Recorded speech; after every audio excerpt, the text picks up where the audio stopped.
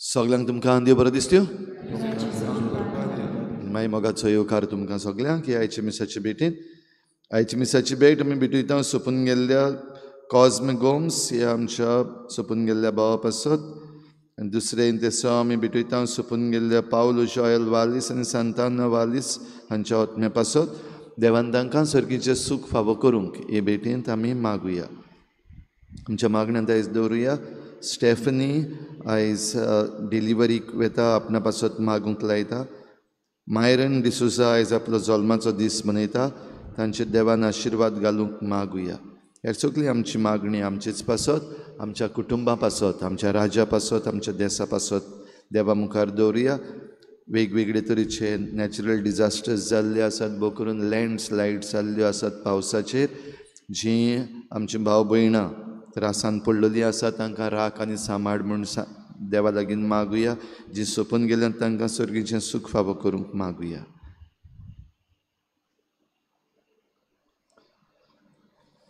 बापाचे आनी पुताचे आनी पवित्र आत्म्याचे नांवी आमच्या सोम्या जेजू क्रिस्ताची कृपा बापाचो मोग आनी पवित्र आत्म्याचो एकवट तुमचे सवे आसूं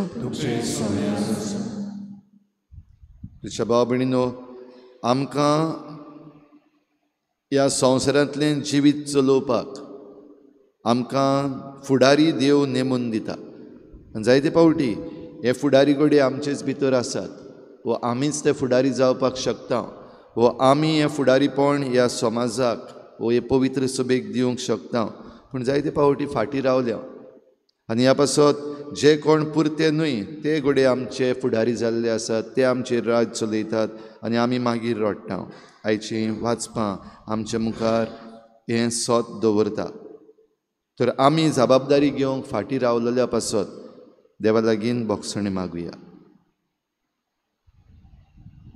हांव पातकी सर्पद्विदार देवा तुमकां भाव भयणीनो म्हजो गुन्यांव चारून सांगता मनान चिंतून तणान चारून वायट धरून बरें सोडून हांवें जायतीं पातकां केल्यात हो म्हजो अपराध म्हजो बोड अपराध ह्या पासत घेवन सदांच सांकवार मरी सगळ्या दिवतांक आनी भोगतांक आनी तुमकां भाव भयणीनो म्हजे खातीर आमच्या सर्वेस्पर देवा लागीं विनोदी करात म्हूण तातूंत मागता सर्पद्विदार देव आमची काकूत करूं आमची पातकां बोगसून आमकां सासणाच्या जिविताक पावूं सोम्या काकूत कोर क्रिस्ता काकूत कोर सोम्या काकूत कोर प्रार्थुया भोव पवित्र आनी मोगाळ बापा मोठो द्विपती बेर्नादाचें काळीज तुज्या घराचो मान राखचे आशेन लासतालें आनी असो तो तुजे पवित्र सभे मदें जळटो आनी परजळीत दिवो जावंक पावलो तेच उर्बेन बरलोले गुरू आमच्याय काळार तुजे पवित्र सभेक फावो कर आनी तांचे जतनाये खाल आमी समेस्त उजवाडाचीं भुरगीं कशीं जिवंक आमकां आदार दी आमच्या सोम्या तुज्या पुता जेजू क्रिस्ता वरवीं तो खरो देव तुजे सगळें पवित्र आत्म्याच्या एकपणान जियेता आनी राजवट चलयता देवा सासणाच्या सासना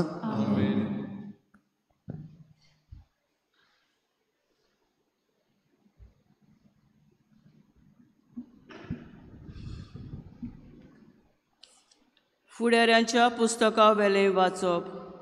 शेकेमच्या सोर मुखेल नागरिकां बरोबर बेतमिलेचो सगळो लोक जमलो आनी सिकेमाक आसलोल्या कांब्याशी सिंदूर रुखामोळी अभिमेलकाक राजा म्हूण परगट केलो.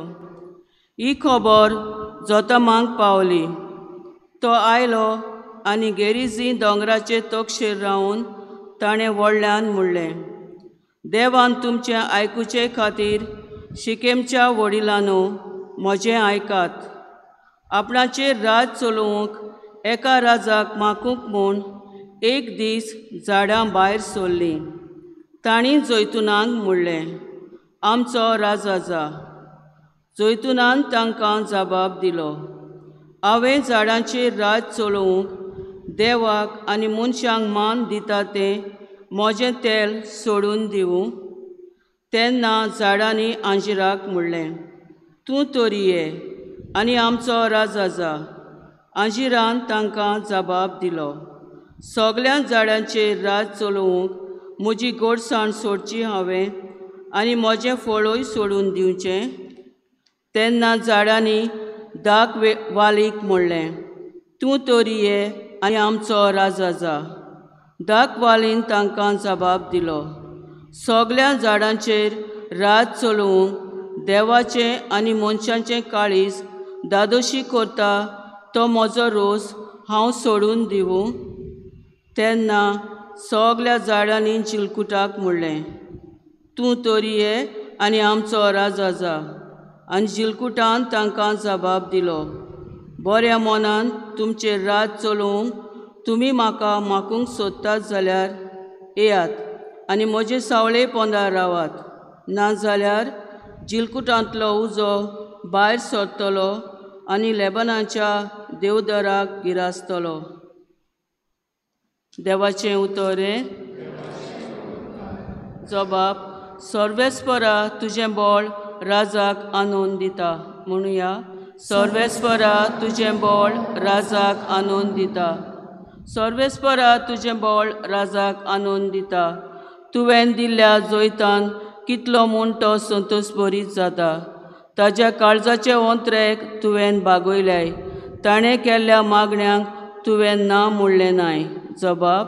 सर्वेस्परा तुजें बोळ राजाक आनंद दिता. उत्तम अर्दनां घेवन तूं ताका मेळूंक आयलोय. निर्बेल भांगाराचो मुकूट ताच्या माथ्यार घालोय. ताणें तुजे लागीं जिवीत मागलें आनी तें तुवें ताका दिलें. पिणगेचे पिणगेक तोखता बाळटा तसलें जिवीत. जबाब. सर्वेस्परा तुजें बोळ राजाक आनंद दिता. तुवें दिल्ल्या जैतान ताका वर्तमान मेळ्ळो. दोबाज्यान आनी मोहिमेन तुवें ताका भरलोय. सदांकाल ताचेर तुजो आशिर्वाद देंवयताय. तुज्या दर्शनाच्या संतोशान ताका संतोश बरीक करताय. जबाब. सर्वेस्पर तुजें बोळ राजाक आनंद दिता. उद्गार.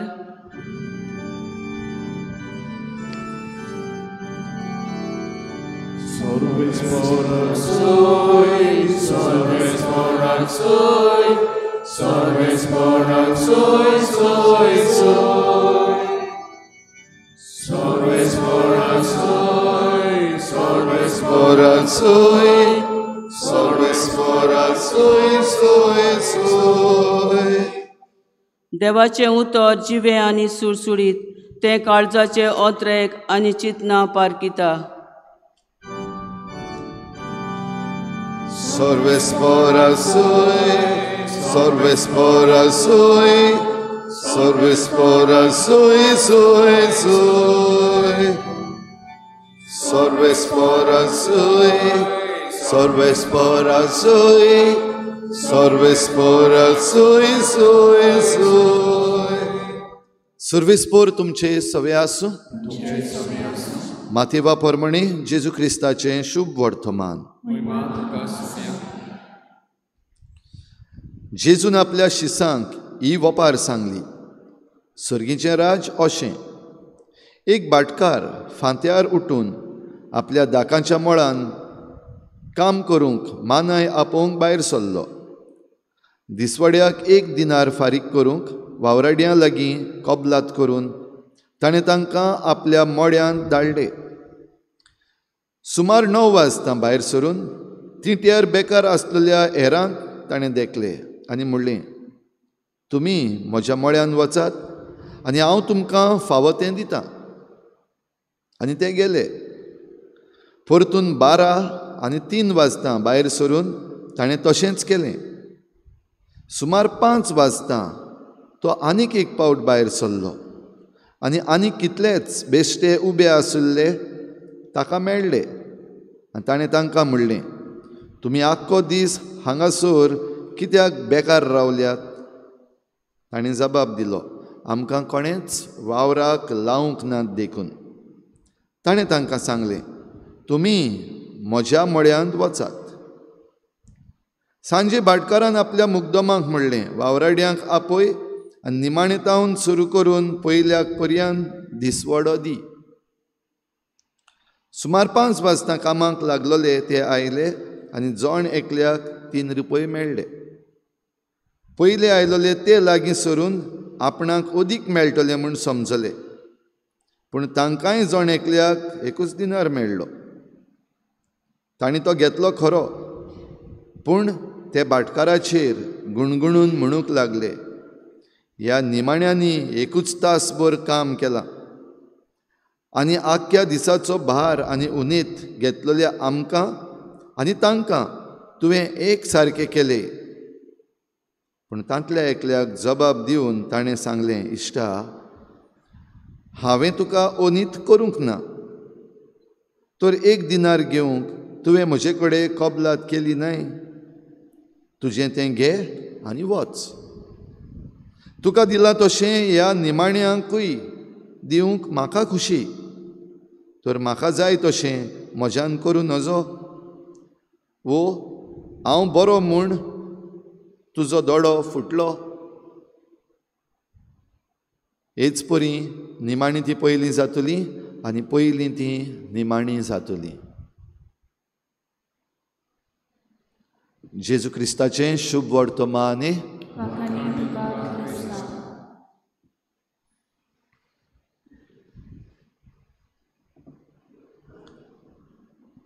वावराडी, वावर आनी पागार. भाबडीनो, आयज ही वापार जी आमच्या मुखार जेजून दवरल्या ती वावराड्यां विशीं सांगता, वावरा विशीं सांगता आनी वावराचो पागारूय सांगता. एक भाटकार आसा आनी वावराडी आसात आनी तांकां सगल्यांक जे भाशेन त्या भाटकारान आपयलेले आनी कामाक लायलेले आनी काम जाल्या उपरांत पागार दिले, तातूंत चडशें दिसता तांकां फावो म्हूण न्हय, वो जें कितें तांकां पागार म्हणून मेळपाक जाय आसलो त्या प्रमाणे न्हू, पूण आपले उदारपणान भाटकार पागार दिता, वो दुडू दिता. आनी हेंय आमकां दिश्टी पडलां. तातूंत भितर जे कोण पयले आयिल्ले तांची अपेक्षा, तांचें एक्सपेक्टेशन चड आसलें. कित्याक जे आपणा मुखार गेल्यात तांकां तांणी पळयलें की तांकां आमकां सांगलेलें तितलें ताका दिल्यात जाल्यार आमकां आतां चड मेळटलें. कंपेर केलें आपणाक आनी तांकां, आनी ह्या पासत चाळवलेंय बीन. आनीक दोनयाक ह्या भाटकाराक तांणी प्रश्नय केलो, जाबाबूय मेळ्ळो. हो बिडीनो, हाचें पयलें वाचप ह्या झाडांची आमकां वपार सांगता. जीं झाडां आपणाक फुडारी वेंचून काडून गेल्लीं, आपणाक राजा वेंचून काडून गेल्लीं, आनी तो राजा वेंचून काडूंक येता आसतना पयलीं जीं बरीं झाडां आसात त्या वाठाराचीं, जैतुनाचें झाड, मागीर दाखवाल, हीं बरीं झाडां आसात, तांकां ह्या झाडांनी आपलो राजा जावपाक सांगलें. आनी एक एक झाड जें बरें झाड आसा तें एक एक झाड आपलें कारण दिता, निबां दिता, एक्सक्युजीस दिता. देवाक दिवपाचें तेल जैतुनांतावन येता, आनी हांव जरी तर राजा जालो जाल्यार बेश्टो चालोंक दोलोंक उत्तलो, देखून हांव राजा जायना. तशेंच दुसऱ्याय झाडांनी तशेंच केलें, आपआपलें कारण दिलें आनी आपणाचें जें मोल आसा तें सांगलें, आनी तें मोल आसा तें राजा जावपाक उपकार ना अशें दाखयलें, आनी राजा जावंक ना. कोण मेळ्ळो राजा मागीर? निमणो मेळ्ळो जिलकूट. जिलकुटान आनीक वगत करूंक ना. जेन्ना जिलकुटाक सांगलें तूं तरी राजा जाव आमचो, कित्याक जेंकां फावो आनी जांच्यान करूंक जाता ते फाटीं सरल्यात. तांणी कारणां दिल्यात, निबां दिल्यात, देखून तूं तरी जाव. आनी झिलकुटान रोखडेंच काय बरें म्हणलें, बरें तुमकां जरी तर जाय जाल्यार हांव जाता, येयात म्हजे सावडीन वो म्हज्या खाला तुमी सावडीन विसव घेयात. आनी ह्याच झाडाचे कांटे, झिलकुटाचे कांटे मागीर तांकां सगल्यांक तोपतात, नाजाल्यार तुमकां उजो गिरासतलो. भाव भयणीनो, ही वोपार फुडाऱ्याच्या पुस्तकान आमकां मेळटा ती त्या काळार अभिमेलेक म्हणलेलो सिक्कीम हांगासर आपल्या फामिलीच्या सगल्यांक मारून उडयता आपणाक राजा जावपाक जाय देखून. सगल्यांक काबार कोत्ता कित्याक राजा आपणाक जावपाक जाय. आनी तेन्ना जोताम मुखार सरून हो संदेश दिता, एक प्रवाद्याचो संदेश, की आमी जरी तर असले राजा वेंचून काडटा, आमी जे सारके आसात ते मुखार सरना जाल्यार असलीं झिलकुटां आमकां मेळटलीं. भाव भयणीनो, आयज आमचेरूच नदर मारीत जाल्यार, सारके आमी येवन पळयत जाल्यार, जे आयज आमी फुडारी वेंचून काडलेले आसात वो जे आमचेर राज चलयतात ते कितें म्हणूंक जातात काय आमी? आयज तांकां आमी दाखवेल म्हणूंक जाता, जैतुनाचें म्हणपाक जाता, अंजिराचीं झाडां म्हणपाक जाता, वो आमी वेंचून काडटा आसतना तांकां अंजिराचें झाड, जैतुनाचें झाड वो दाखवेल म्हूण घडये वेंचून काडलेलीं. आयज तीं अंजिरां उरल्यांत काय? आयज ते दाखवाल उरल्यात काय? आयज ते जैतुनाचें झाड जें बरेंपण दिता तीं उरल्यांत काय? काय सगळीं झिलकुटां जाल्यांत? जण एकल्यान आयज आमी घडये हें विचारपाक जाय. घडये आयज आमच्या गोंयच्या राज्यांत 40 मतदार संघ आसात, तांणी एक एकल्यान विचारपाक जाय, आमी जो वेंचून काडला आमचो MLA तो आयज आमी वेंचून काडलेलो त्या कारणा पासत आसा काय झिलकूट जाल्लो आसा आनी ताच्या भितरली कांटे खुंटे आनीक उजो धुंवर भायर सरता आनी सगळें पाड घालता, निसणटन करता. जण एकल्या मतदारसंघांतल्या जण एकल्या वोटरान हें आयज चिंतपाक जाय. नाजाल्यार ह्या दिसांनी राहुल गांधीचे भशेन रडटा ते भशेन आमकां हें रडूंकूच पडटलें मागीर, वोट चोरी वोट चोरी वोट चोरी म्हण. कित्याक हे भाशेन अभिमेलेकान जशें केलें, आपणाक पदवी मेळपाक जाय देखून आनी आपणाक दुसऱ्यांचेर राज चलोवपाक जाय देखून आपल्याच घरच्यांक पासून मारून उडयलें, काबार केलें. आनी मागीर ही सत्या चलयता आसतना हो लोक रडूंक लागलो. आयच्या शुभ वर्तमानांतल्यान जरी तर आमी हांगासर हाडलें जाल्यार प्रश्न करपी बरे प्रश्न केलेत हे जे पयले कामाक आयिल्ले तांणी. आनी तांणी प्रश्न केल्लो ताका घडये कारण आसा, कित्याक दुसरे आसात आपणा पयले गेल्यात म्हणल्यार निमाणे आयलोले तांकां भाटकारान बरेंशें पागार दिलें, खुशाल. आनी निमणे पासून ते खुशाल जाल्ले आपणाचो वेळ येवं पासून. आनी मागीर तांणी प्रश्न केलो कित्याक आपणाक उणें पडलां देखून. प्रश्न केला ताका नीत ना, अनीत करूंक नासली तांची सवें. जशें भाटकारान म्हणलें, इश्टा तुमचे सव्याय अनीत करूंक ना, तुमकां जें कितें भासायल्लें तें तुमकां दिलां, उणें दिवंक ना. पूण उरल्यात तेंकांय हांवें दिलें जाल्यार तुमचें कितें? तुमकां उणें करून दिवंक ना, तुमकां अनीत करूंक दिवंक ना. तरूय पूण हे मनीस प्रश्न करतात. पूण आयज जेन्ना आमचेर अनीत जाता, प्रश्न करपाक तयार आहा आमी, उलयता आमी, काय आमी तशींच चलता आसूं. एक पावटी वेंचून काडलें न्हू, आमी वेंचून काडटा आसतना तेंकां अंजिरां जैतून आनीक दाखवेल म्हूण वेंचून काडलेले. आतां तीं झिलकुटां जाल्यार आमी कितें करूं? कोणूय प्रश्न करता, तूं झिलकूट कित्याक जाला काय म्हूण? भाव भयणीनो, आयज जरी तर थोडे जाण प्रश्न करपाक मुखार सरलेले आसात, तांकां आमचें समर्थन मेळपाक जाय. तांकां जरी तर आयज आपल्यो पदव्यो आनी जी इन्स्टिट्युशनल पावर्स आसात ते वापरून तांचो ताळो जरी तर बंद करपाक सोदतात जाल्यार ओगी आसात तांणी उलोवपाक जाय, ओगी आसात तांणी प्रश्न करपाक जाय, अनीत आसात थंय उलोवपाक जाय. जे कोण बरें करतात तांकां प्रश्न करपाक आमी जायते पावटी मुखार घडये सरत, तांकां क्रिटिसायज करपाक घडये आमी मुखार सरत.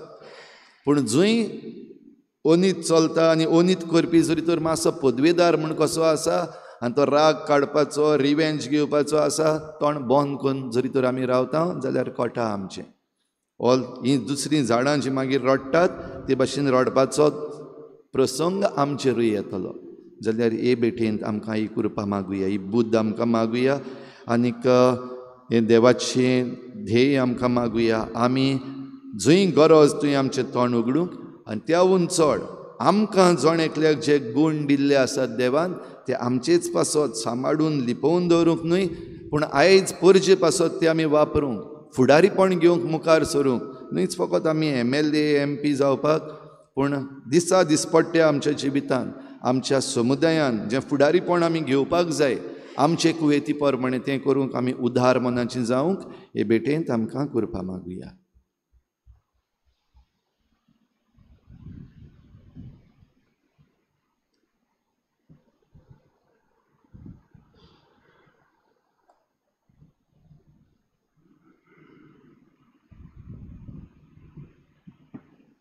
गायन घेऊया C14 पेज नंबर 34.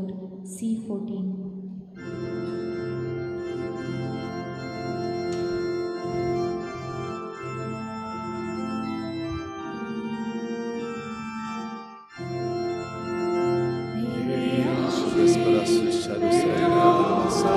तुझ्या उदारपणात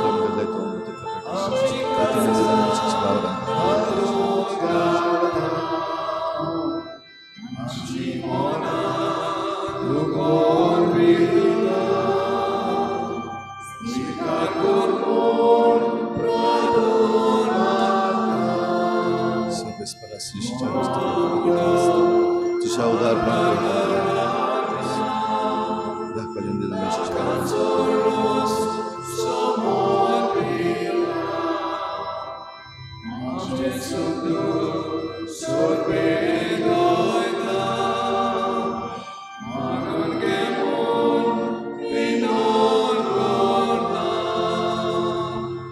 म्हज्या भाव भयणीनो, म्हजें तुमचें बलिदान सर्पद्वेदार देवा बापाक मानता तसलें जावं म्हूण मागात.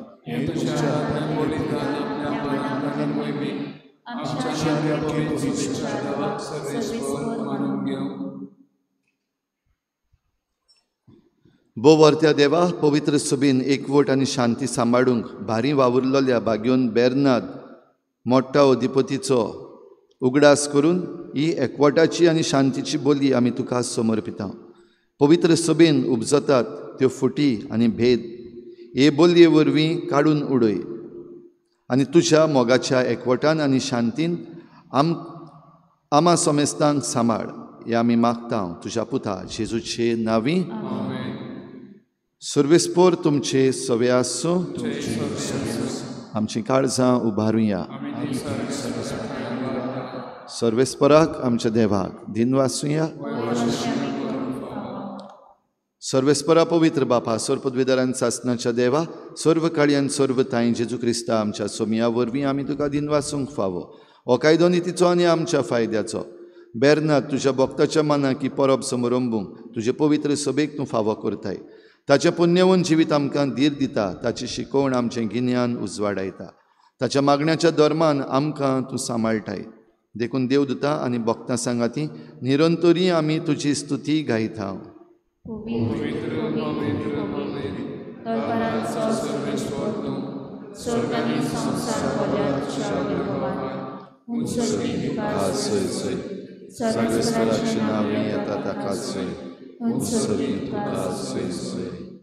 बापा, खरोच तूं पवित्र, तूं सगळ्या पवित्रपणाची सर तुज्या पवित्र आत्म्यांक धाडून ही देणी पवित्र कर म्हूण आमी मागता. जावं ती आमकां आमच्या सोमया जेजू क्रिस्ताची कूड आनी रगत.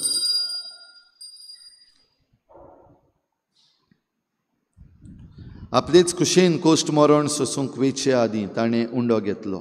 तुका दिन वासून तो मोडलो. तो आपल्या शिसांक दिलो आनी म्हळें, ओ तुमी समेस्त घेयात आनी खायात. ही म्हजी कूड तुमचे पासत समर्पूंची.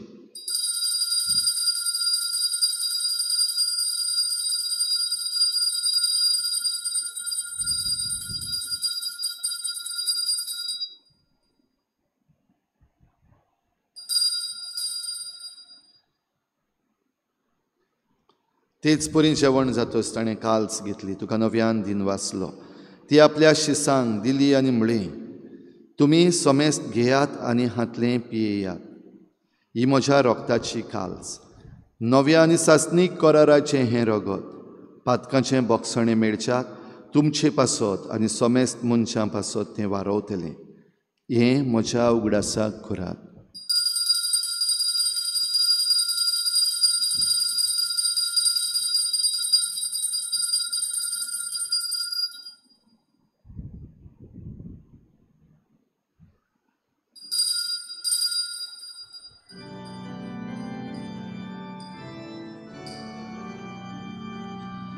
भावार्थाचो गुटपोर गोठुया.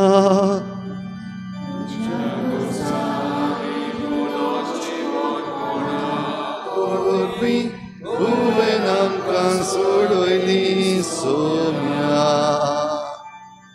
संवसाराच्या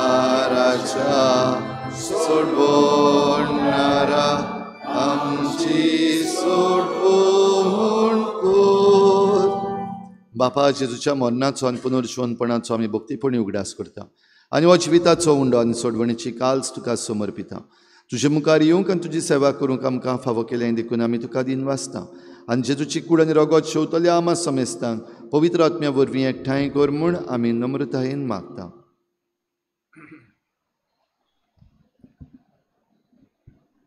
सर्वेस्परा के पृथ्वीचे विस्तारले जे पयस बिचो उगडास कोर आनी लेव आमचे बागेवन बापा.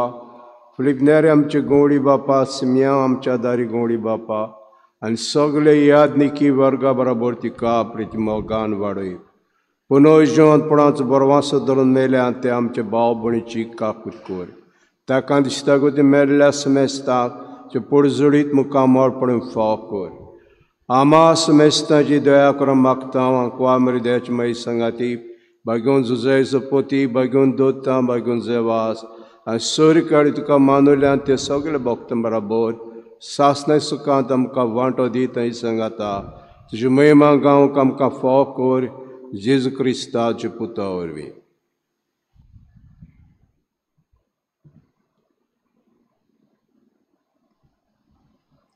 त्याच जेजू वरवीं त्याच जेजू सांगाता त्याच जेजू थंय पवित्र आत्म्याच्या एकपणान सर्पद्वेदार बापा सर्वंदन आनी वैभव तुका सासनाच्या सासना तपासून पळय. आयज तुजे जे फुडारी आसात ते कसले आसात. जावं तुवें विचून काडलेले फुडारी जशे पंचायतीन आसात वो तुमच्या मतदारसंघाचे ओर MP वो तुमकां दिल्ले फुडारी जावं पादवीगार वो आमी पाद्री माद्री वो तुमचे फिरगोज गवळीक सोबीचे जे तुमकां नेमून दिल्ले आसात ते आयज कितें जाल्ले आसात. ते झिलकुटां जाल्यात काय ते आजून पासून दाखवाल जैतून व अंजीर जे आपले गूण घेवन आसात ते भाशेन आसात. चिंतून पळय तपासून पळय.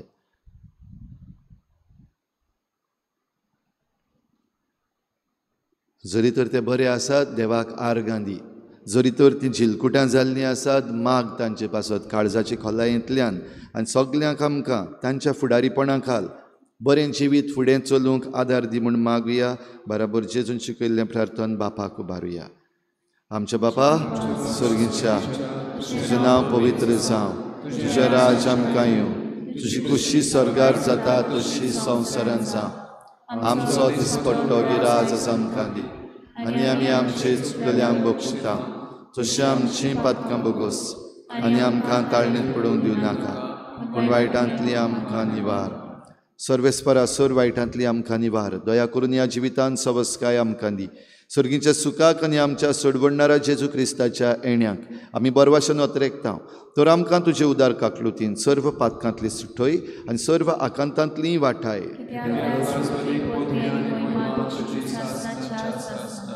सोम्या जेजू क्रिस्ता तुवें तुज्या धर्मदूतांक म्हळें तुमकां शांती दवरता म्हजी शांती तुमकां दिता. आमच्या पातकांचेर न्हय पूण तुजे पवित्र सभेच्या बाबार्थाचेर दिश्ट घाल आनी तुजे कुशी परमणी तिका शांती दी आनी तूंच तिका एकवटान सांबाळ जो जियेतायन राजवट चलयताय सासनाच्या सासनाक. सोम्याची शांती सदां खाल. तुमचे सवे आसूं. एकामेकाक मोगान शांती दिवया.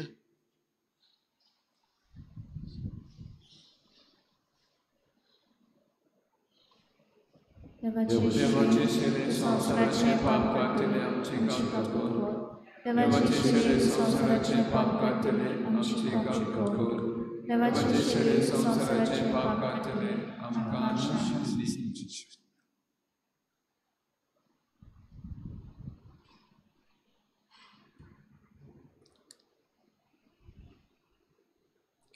ही देवाची शेळी संवसाराचें पाप काडटा ती.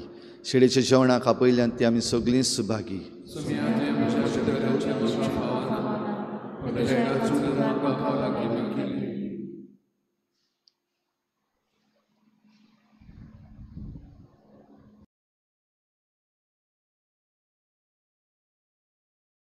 आत्मिक कुमयाव खातीर मागणे.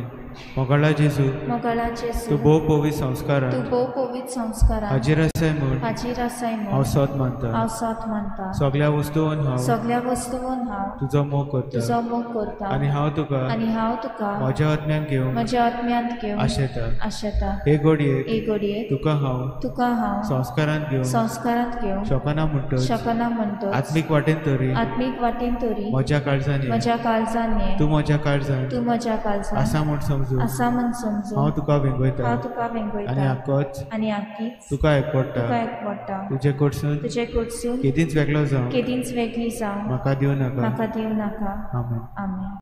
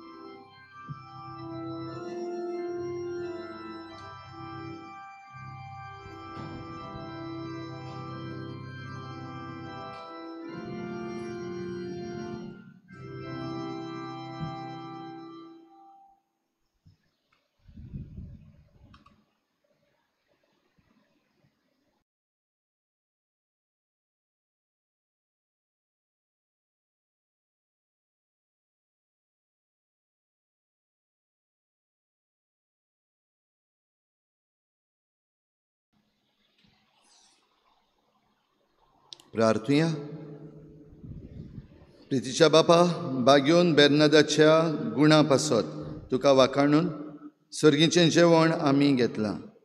तुज्या भक्ताची देख घेवन आमी उर्बेस जावंक, ताची शिकवण घेवन आनी तुजे जाणवायेन बरोंक आनी जेजूच्या मोगान आमचीं काळजां ओदीक ओदीक लासूंक हो दिसपट्टो गिरास आमकां नवी घटाय दीत रावूं. क्रिस्ता आमच्या सोम्या वरवीं सर्वेस्पोर तुमचे सवे आसूं आनी सर्पद्वेदार देव बाप आनी पूत आनी पवित्र आत्मा तुमचेर आशिर्वाद घालूं. वचून यात जेजूचे शांतीन आनी मोगान तुमकां धाडटा. आयज सांजे 6:30 वाजता भोव पवित्र संस्काराची बोजवण जातली. आमी सगळीं जाता ते भाशेन वांटो घेवया. शाश्वत आदाराचे माई, पळय म्हाका एका निर्भाग्या पातक्याक तुज्या पांया लागीं. हांव प्रार्थना तुका आनी तुजेर दवरता सगलो म्हजो विस्वास. एक आकृतीचे माई, चुरचुरे कोर म्हजे हांव आयकतां सगल्यांनी तुका पाचारलेली आश्रया आनी बोरवाशा पातक्यांच्या. जा तर म्हजो आसरो आनी म्हजो बोरवांसो. पाव म्हाका मोगा पासत जेजू क्रिस्ताच्या. उगड तुजे हात म्हाका एका दुर्बळ पातक्याक जो येता आनी आपल्याकूच भेटयता तुका तुजो सासणाचो चाकर कसो. हांव आशिर्वाद आनी आर्गां देवाक दितां. दिलो देखून म्हाका ताचे काकुतीन हो विस्वास तुजे थंय. खात्री जशें हांव सत मानतां म्हज्या सासणाच्या साल्वासांवांची. कोटा जायते फावटी आदीं निर्भागी जावन पडलो कित्याक हांवें तुका उलो केलो ना. हांव जाणां तुजे मजतीन हांव जैत व्हरतलों. हांव जाणां तूं म्हाका मजत दितली म्हूण. जर हांवें म्हजी भेट तुका केल्यार तुजेर पातयेवन पूण भियेतां पातकाची ताळणेन तुजो आदार मागोन जायत म्हूण आनी इबाडीत म्हूण म्हजो आत्मो. हो तर वर्तता उपकार जो मागता तुजे थंय.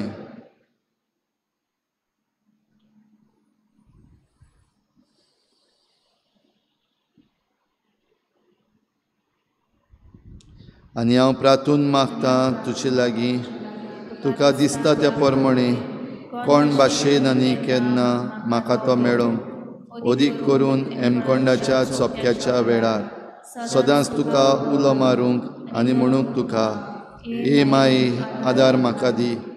शाश्वत आदाराचे माये निर्मी नाका हांवें सांडूंक म्हज्या देवाक. आमेन. शाश्वत आदाराचे माये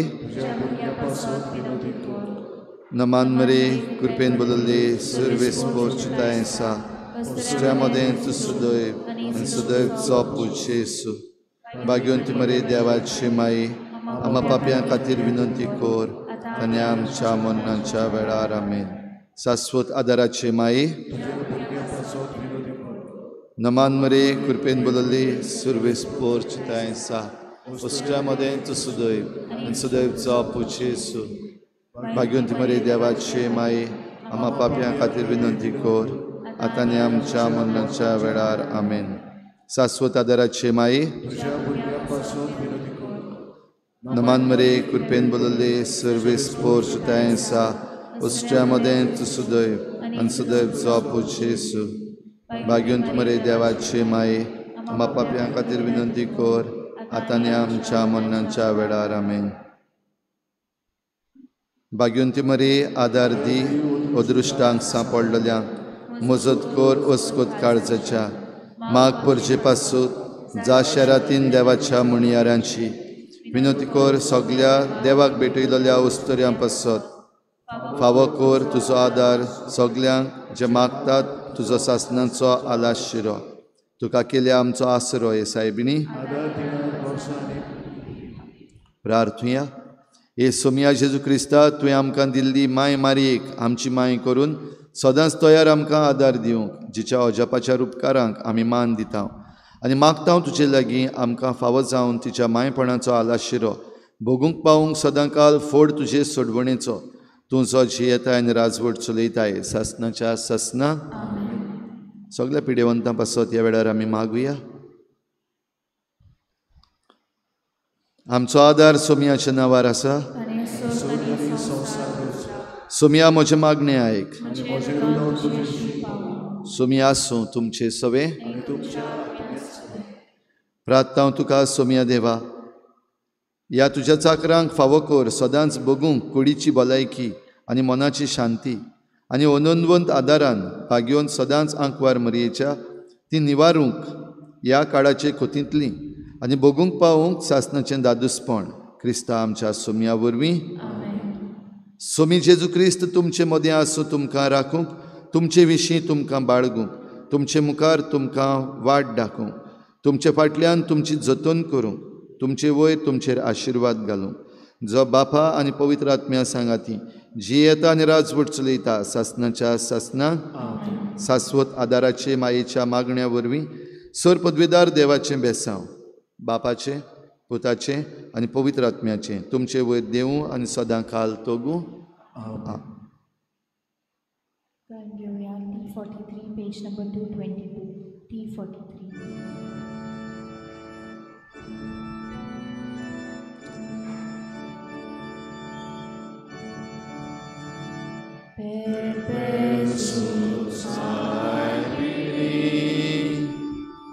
तू आमची राणी